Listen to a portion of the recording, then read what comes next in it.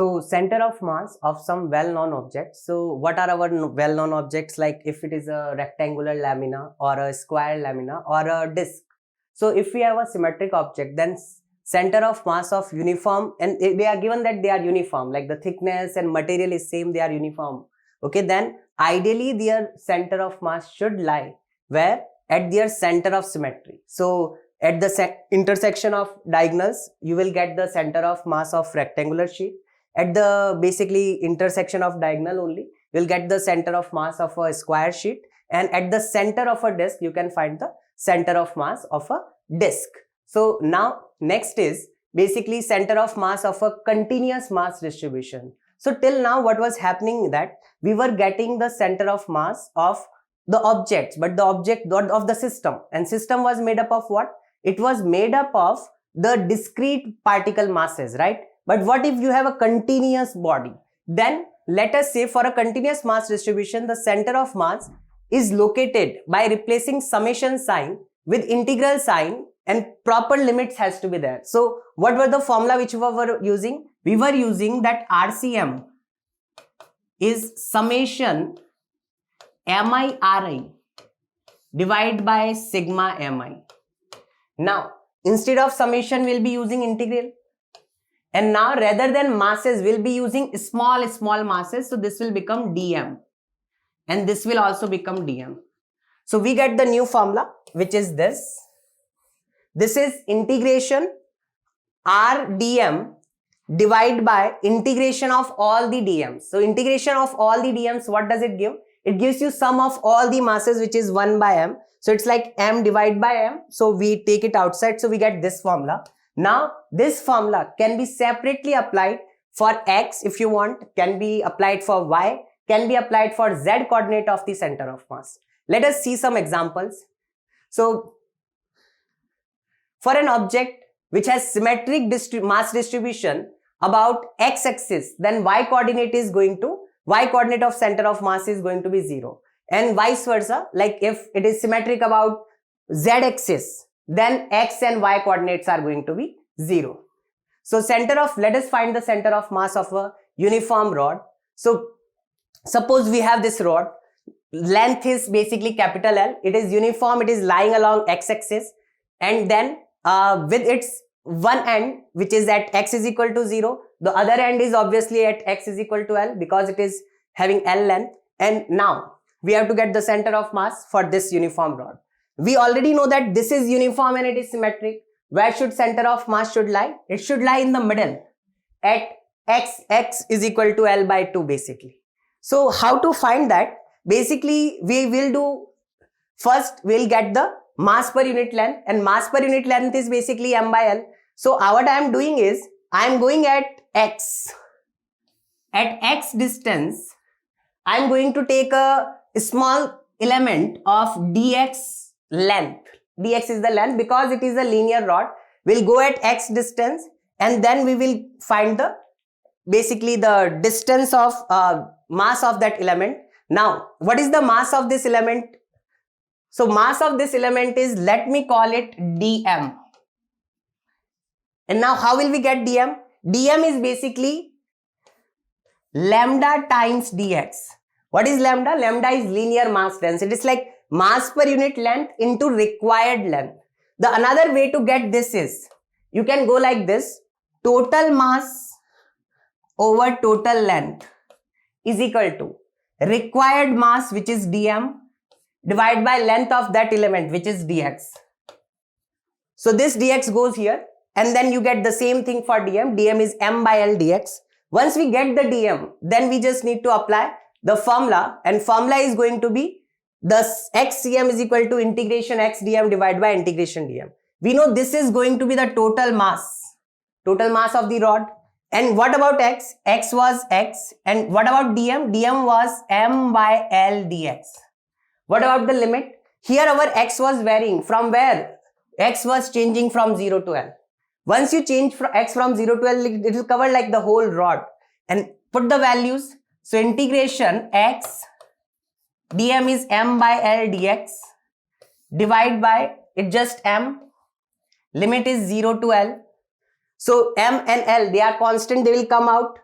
and eventually you'll be left with m by L, this m which is over here, and integration of x dx, which gives you x square by 2. Put the limit 0 to L. Once you put the limit, this thing becomes L square by 2. So this m cancels, this L cancels with this, and we get L by 2, which was as per our expectation. We were expecting that center of mass should lie exactly in the middle. So basically answer comes to be L by 2. Now, the y coordinate, the rod was lying around x-axis. Rod was lying at over here. So basically, what about y coordinate? Y coordinate of center of mass is going to be 0 because it is symmetric about x-axis.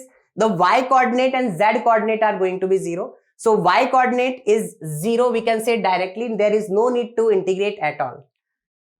And similarly, z coordinate of center of mass is also going to be 0. So if the coordinates of center, so what will be the final coordinates? Final coordinates are going to be L by 2, 0 and 0. So here we just got, this is my XCM, this is my YCM, and this is my ZCM. So X, Y and Z coordinate of center of mass are going to be L by 2, 0 and 0. Now, there is a new question. So again, this is a rod, but so a rod of length L is placed along x-axis between x is equal to 0 and x is equal to L. The linear density, that is mass per unit length, which we also call as lambda, of the rod varies with the distance x. Distance x is taken from the origin as lambda is equal to r times x. What is r? R is a positive constant. Find the value, find the position of center of mass of this rod. So in this case, basically we have a rod and here density was varying. We will apply the same formula again. And what is the formula? Formula is basically integration. Here again, this is lying around x-axis. So it is symmetric about x-axis. So YCM and ZCM is 0, first thing. So now I am getting XCM. What is XCM? XCM is integrate 1 by m. M is the total mass. Okay. Integration x dm and then limit. Limits we will decide shortly. So first is we will go to x. Take an element which is basically of dx length. And what is the mass? Mass of this is basically dm, which is lambda times dx. Mass per unit length into required length. Now, this is my dm. Put the value over here. So 1 by m integration integration x, which is basically x, dm, which is lambda times dx. What is lambda? Lambda itself was r into x. This r was a constant. So here we have dx. So x is changing from where to where? X is changing from all the way from 0 to L. So that we get as 1 by m integration this r x, so r comes out and we get x square dx, limit is 0 to L. Put the value and get the answer. So basically 1 by, or you can say r by m, and this thing is r cube by x cube by 3, and we get L cube by 3. But here is the thing, the total mass is also unknown. So first I am getting the total mass. Total mass is integration of dm. What is integration of dm? Dm is basically rx, that is lambda into dx. This is my rx dx. And again x is changing from where to where? 0 to all the way up to L. So r comes out and it is x square by 2, and once you put the limit you get L square by 2. That is the value of m. Put it here and let us get our final answer. So r L cube by 3. And what is m? R L square by 2. So you can cancel out r, you can cancel out L square, and final answer is 2L by 3. So center of mass of that rod, which is by the way non-uniform, so a varying density is found like that. Formula is still same. So this is our XCM. And what about YCM and ZCM? YCM and ZCM are going to be 0. So the coordinates are going to be 2/3 of the required length, that is the L, and from here it will be somewhere around here. This point is the center of mass. Now, let us find the center of mass of a semicircular ring. So if it is a full ring, then due to symmetry we can say center of mass will lie exactly at the center. But what if it is a semicircular ring? So for that, let us consider a semicircular ring. So this is a semicircular ring and radius of the ring is basically r, and total mass is unknown, we don't know, but it is a uniform ring of uniform thickness, and this is our ring. We have to get the center of mass of that ring. So first thing is, it is symmetric about y-axis. If you see over here, it is symmetric about y-axis. So xcm is going to be 0. What about ycm? For ycm, we have to apply the formula. We know that entire mass is lying above the x-axis, so center of mass will also be somewhere here. So let us find ycm. Now, if y coordinate of the center of mass we want to find, then we will apply the same formula, integration of y dm divided by integration dm, which is basically the total mass. So let us say the mass of this length is capital M, which we have also considered over here. This is the total mass. Now, what I will do is, let us do the calculation. So this is the formula, this is the ring. What can be done is, let us go at theta angle from here, take a element, and this small angle is d theta. Right? Now, this required length is basically r d theta. That is we know that arc length is equal to radius into arc angle, right? So arc length is r d theta. That is our basically the length, required length. Now let us first find this dm. How to find dm? Total mass over here. Mass is distributed in a particular length, right? So mass is distributed over a length. So I am saying total mass upon total length. What is the total length? If it was a full ring, then it will be 2 pi r. But since it is a semicircular ring, so it is going to be pi r equals to required mass. That is, I am saying mass of this part, this element is, let's say, dm. So required mass is basically my dm divided by length. So what is the length over here? r d theta. So from here I can write my dm is nothing but m by pi r times r d theta. This gets cancelled and that is m by pi d theta. That is our dm. What about this y? What is this y? This y is the y coordinate where this dm is kept. So this is the dm, right? So here is the dm kept. So what is the y coordinate of that? Y coordinate of that is going to be this height.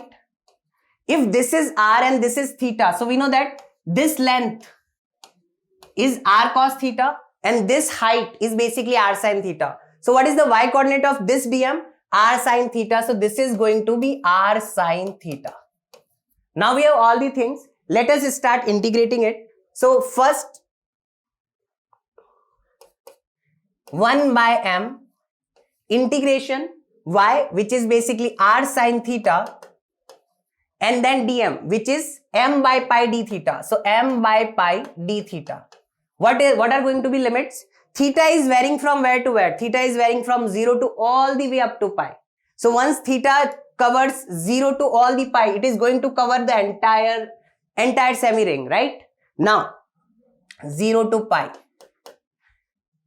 We can cancel this m, which is constant, will come out of the integration.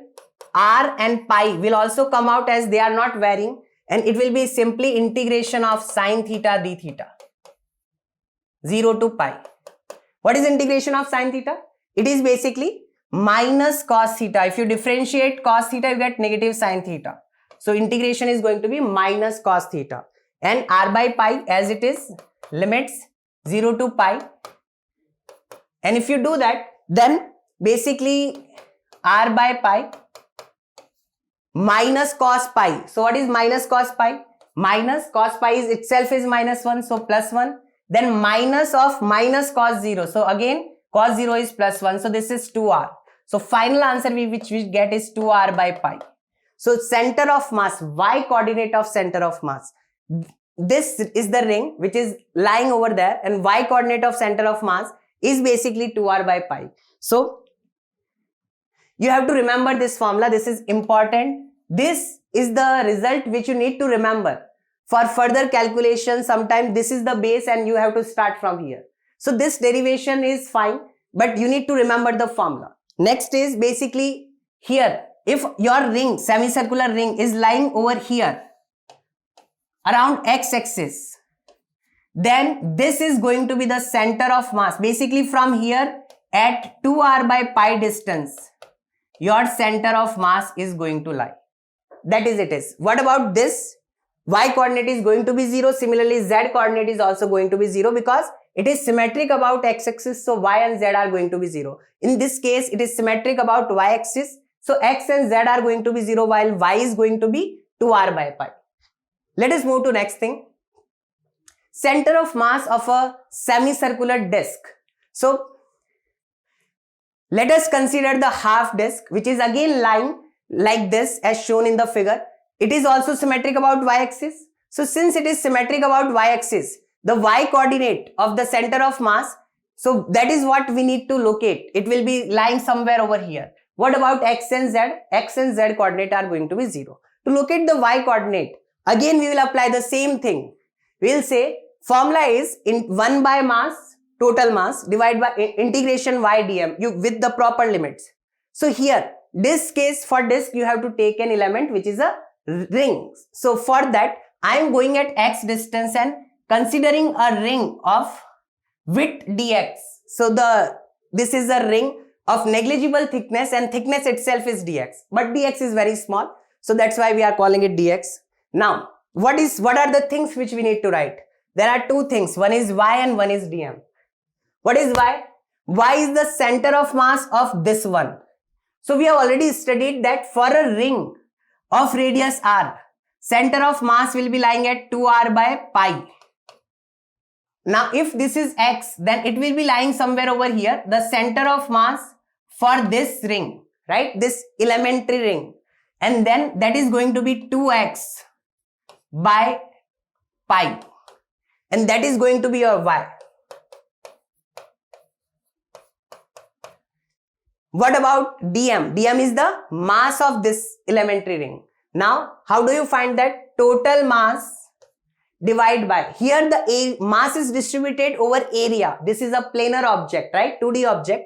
So what is the area of? If it was full circle, full disk, then the area is going to be pi r square. So here in this case, it is going to be pi r square by 2 is equal to required mass. So required mass is dm divided by area of that. How do you find area of this ring? Basically, you take the ring, stretch it. So it will become a rectangle. And what about the length? Length is basically pi x. And what about the width? Width is basically dx. Now area is going to be pi x dx. So this is the required area. So required mass and area of that mass, because here mass is distributed area wise. So that is going to be pi x dx. Now pi gets cancelled and this thing goes here. So we get our dm. And dm is going to be 2m x dx by r square. So this is going to be our dm. Now let us integrate. What was y? 2x by pi. What was dm? 2m x dx divided by r square. Right? Now, let us put the value and start integrating. 1 by m, integration y. Y is 2x by pi. What about dm? dm is 2m x dx divided by r square. Here, the variable is x. X is changing from where to where? If x changes from 0 to r, then I will get all such rings and it will make the entire disk, right? So the limit is going to be 0 to r. X is changing from all the way from 0 to r. Put the limits and solve it. So basically first m gets cancelled out. Then 4 constant, take it out. X square divide by pi r square. This pi r square and integration and dx 0 to r. What is the integration of x square? X cube by 3. Once you put the limit, you will get r cube by 3. So now r square gets cancelled and then it becomes 4r by 3 pi. So what can we say? We can say that for a semicircular disc, the center of mass lie at 4r by 3 pi. Height, from center it lies towards this, and here it is where it lies.